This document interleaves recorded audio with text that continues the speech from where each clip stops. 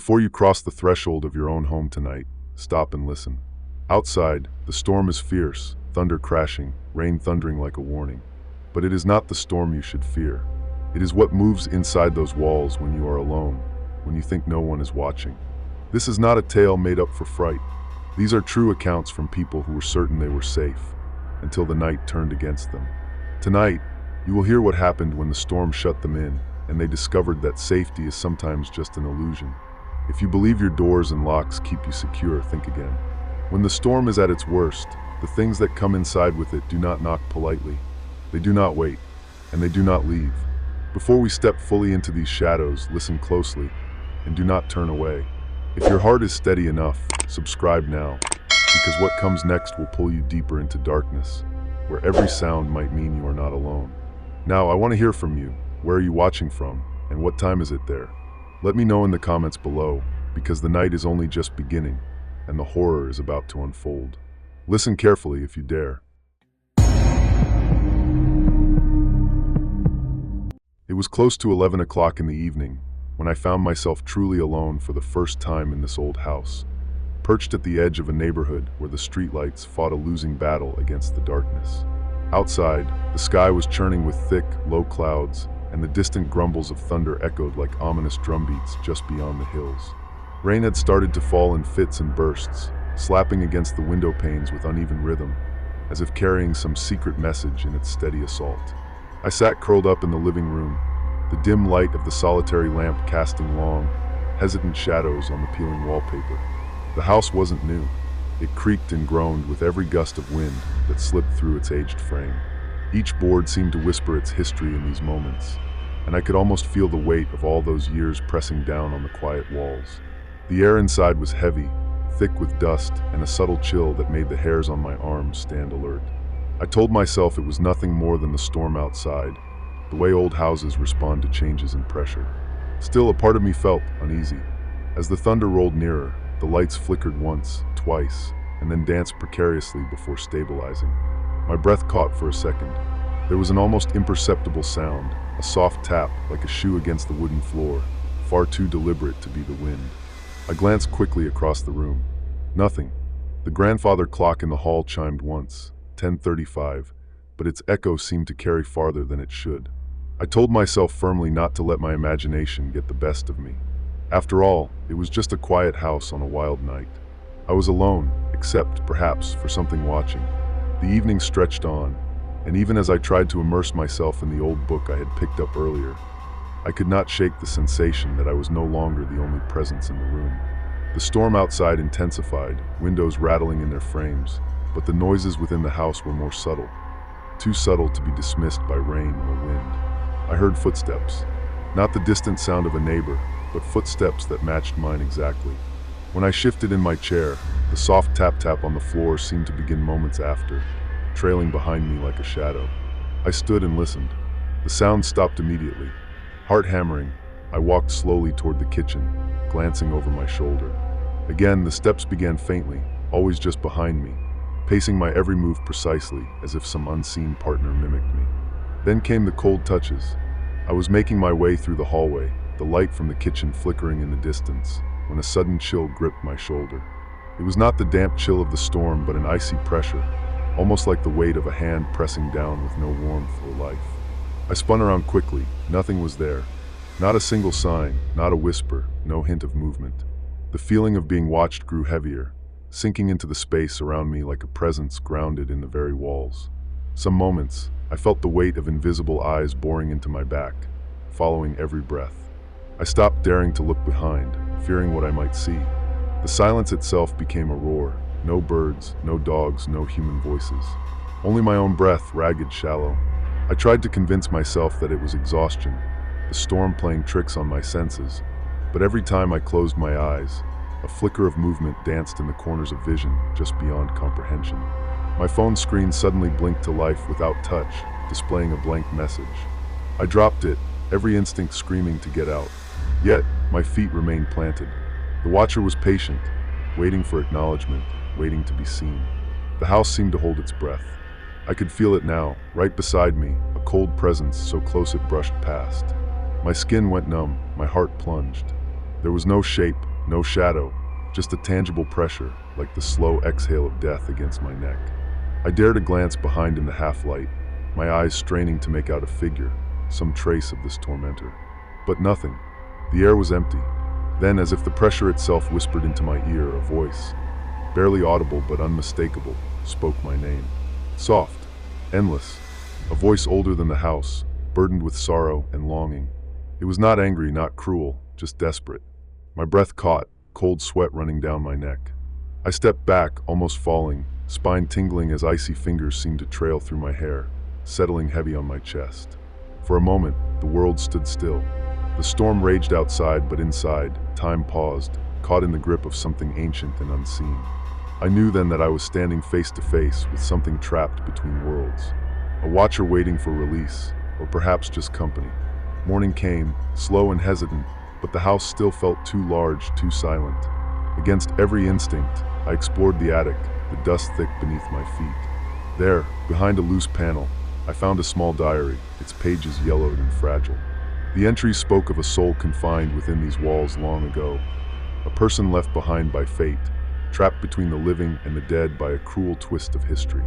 The watcher was not a predator, but a prisoner of their own endless solitude.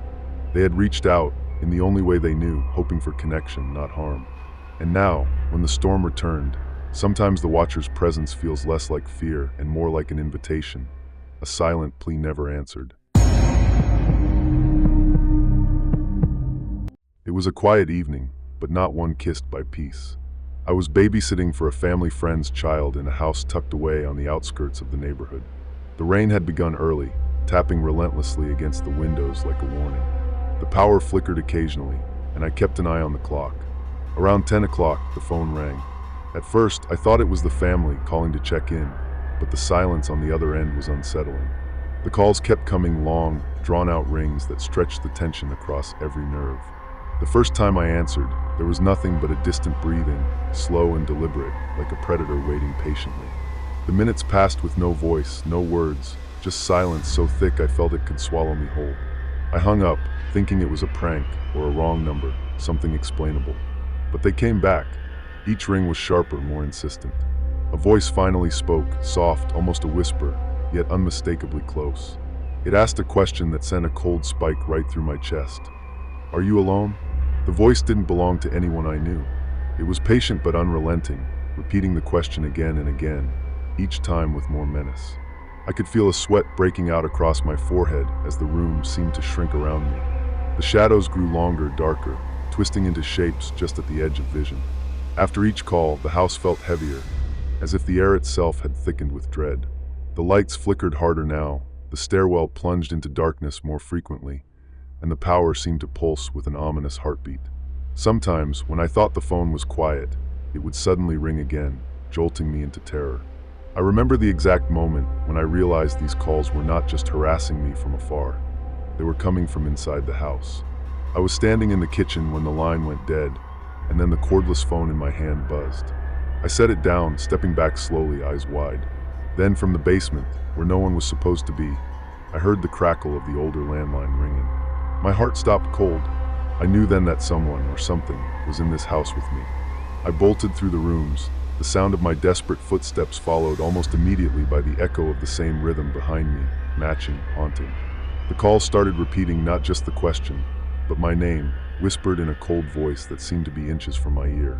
It told me it could see me, knew every move I made. The static-filled voice promised I would never be truly alone, sealing the unbearable loneliness with a menace that spoke of far darker intentions.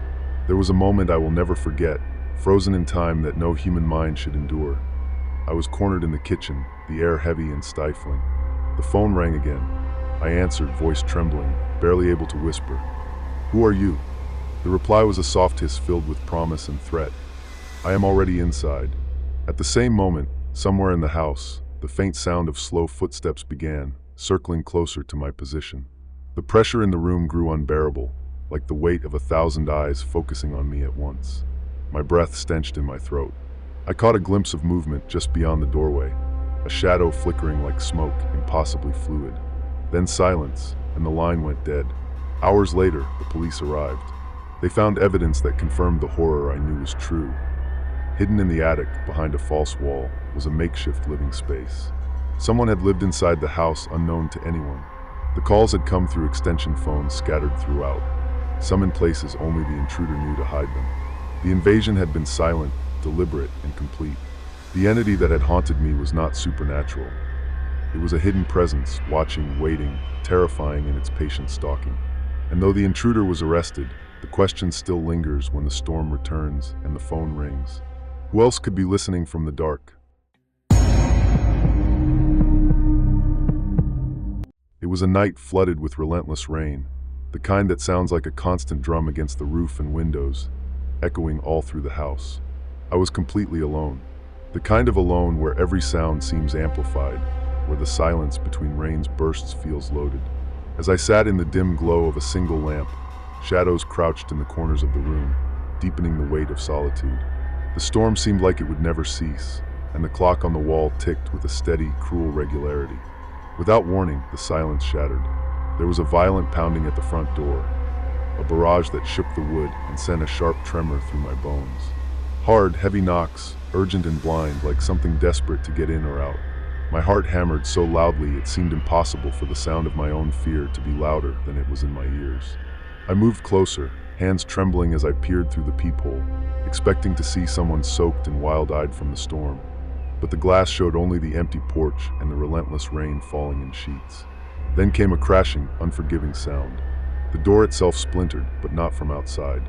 The wood shattered violently from the inside, shards littering the floor at my feet. The noise echoed sharp and hollow, like a scream trapped within the walls. My breath caught, and the air tightened around my throat like a noose. Of all the impossible things, here was a door broken from within, with no one left in the house but me. I stumbled backward across the creaking floorboards, my mind racing with panic and confusion. Who, or what, had torn the door apart from the inside? I fled toward the bathroom, the only place I could imagine barricading myself with some chance of safety. The hallway was dark and oppressive, the walls seeming to close in as the storm's rage poured through every crack. I shoved the bathroom door shut behind me and threw my weight against it, slamming the vanity stool nearby beneath the knob as a makeshift barricade. Every second, the pounding on the front door grew more erratic, twisting into angry slams that rattled the fragile wood left around the frame. Then it began. Footsteps, slow, heavy just beyond the door. That's when the whispering started. Breaths shallow, words too faint and broken to understand fully. The voice was not human, something wild and desperate, a sound that could crawl under your skin and stay there. Each breath felt like icy fingers sliding across my neck. The pounding ceased for a terrifying moment, only to be replaced by the slow scraping of nails, scraping, clawing against the floor just outside. I wanted to scream, to beg for someone to save me, but my voice caught in a paralyzing knot of terror. Time stretched on endlessly, the space between heartbeats dragging into minutes. My skin prickled with sweat and fear as the force behind the door pressed closer in stifling waves. Every instinct told me to run, to escape the bathroom, but I was trapped. The footsteps circled softly, the breathing shifting, moving around me without a single glimpse of form or shadow. The storm outside matched the chaos inside, a tempest with no end in sight. Suddenly, for a fleeting moment, a shape appeared at the edges of my vision, a dark outline clinging to the broken doorframe like a creature unwilling to let go. It was hunched, thin, almost stretching too long to be human, and yet disturbingly alive. I didn't dare breathe as it shivered against the splintered wood, the sensation of its presence thick and raw. Then, just as quickly as it came, it recoiled back into the engulfing darkness, swallowed by the night's merciless shadows. Panic overwhelmed reason. My heart seized in my chest. The weight of realization crushed me. The threat was inside the house, not outside. The door had not been broken to open.